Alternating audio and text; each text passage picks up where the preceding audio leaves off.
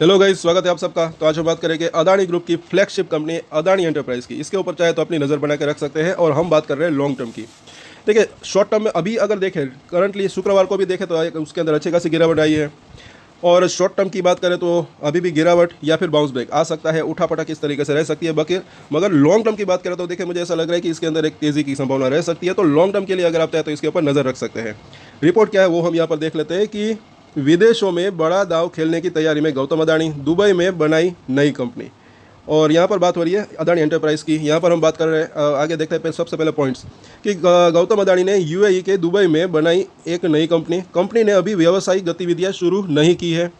इसमें Adani airport holdings की 74% हिस्सेदारी है।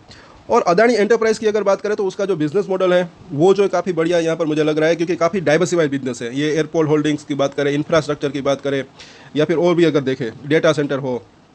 चलिए आगे देखते हैं कि भारत और एशिया के दूसरे बड़े रईस गौतम अदानी विदेशों में बड़ा दांव खेलने की तैयारी में है। अदानी ग्रुप की फ्लैगशिप कंपनी अदानी एंटरप्राइज की सहायक company Adani airport holding limited ने शनिवार को, यानी कि कल के दिन को, घोषणा की कि उसने यूएई में सेलेरिटास इंटरनेशनल नाम से एक नई यूनिट बनाई है और 1 लाख दिरहम की अधिकृत और चुकता शेयर पूंजी के साथ सेलेरिटास जेबेल अली फ्री जोन में परिचालन करने के लिए तैयार है।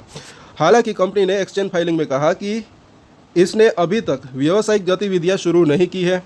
सेलेरिटास में अदानी एयरपोर्ट होल्डिंग्स की 74% हिस्सेदारी है और इस अधिग्रहण में कोई रिलेटेड पार्टी ट्रांजैक्शन शामिल नहीं है। आगे देखते हैं कि स्टॉक एक्सचेंज फाइलिंग के अनुसार अदानी एयरपोर्ट होल्डिंग्स लिमिटेड की एक संयुक्त उद्यम company April moon retail private limited 200 crore रुपए में कोकोटाक्ट वेंचर्स प्राइवेट लिमिटेड में 74% हिस्सेदारी हासिल करने के लिए तैयार है। अदानी एंटरप्राइज ग्रुप के एयरपोर्ट, रोड्स और डेटा सेंटर बिजनेस को ऑपरेट करती है। कंपनी ने चालू वित्त वर्ष के लिए 80,000 करोड़ रुपए के पूंजीगत व्यय की योजना बनाई है। इसमें से 50,000 करोड़ रुपए एयरपोर्ट कारोबार और अदानी न्यू इंडस्ट्रीज़ के लिए आवंटित किए गए हैं। और अदानी एयरपोर्ट के पास 7 चालू एयरपोर्ट और नवी मुंबई में एक निर्माणाधीन एयरपोर्ट है और उसने अगले दशक में 21 अरब डॉलर के निवेश की रूपरेखा तैयार की है। आखिर में यहाँ पर देख लेते हैं कि एयरपोर्ट बिजनेस, तो अदानी ग्रुप 2019 से एयरपोर्ट बिजनेस में काम कर रहा है और वर्तमान में भारत में एयरपोर्ट का सबसे बड़ा निजी ऑपरेटर है। अदानी एंटरप्राइज का समेकित शुभ लाभ जून 2024 को समाप्त तिमाही में पिछले साल के मुकाबले 116% बढ़कर 1454 करोड़ रुपए हो गया और एक साल पहले की समान अवधि में ये 674 करोड़ रुपए था।